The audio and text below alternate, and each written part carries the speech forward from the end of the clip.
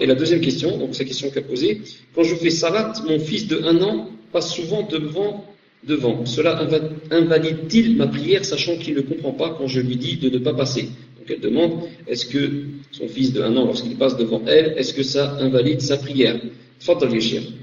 Elle n'a pas le droit de le laisser passer devant elle, même s'il a 1 an ou 6 mois. Naam. Elle doit prier en face d'une soutra, et dès qu'elle sent qu'il veut se rapprocher, elle colle sa poitrine contre la soutra, contre l'armoire par exemple, qui est en face d'elle, ou contre la chaise, ou contre le canapé, de façon à ce qu'il ne passe pas. Il passe derrière elle. Ou alors elle le prend carrément de sa main, même dans la prière.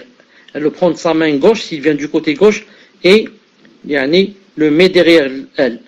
Ou alors s'il est du côté droit, elle le prend avec sa main, sa main droite et le pousse comme ça, gentiment et doucement, bien sûr.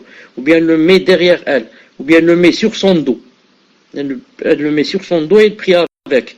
C'est comme s'il montait sur une monture, c'est permis. Mais elle doit faire des efforts pour que rien ne traverse sa qibla.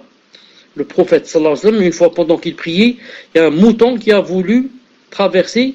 Qu'est-ce qu'il a fait? Il a couru, alayhi salam, il a fait 1 pas ou 2 pas à l'avant, et a mis sa poitrine contre un mur pour que le mouton soit passé derrière lui. Alors un mouton, c'est un animal mesquin qui comprend rien, naam, et il ne l'a pas laissé passer.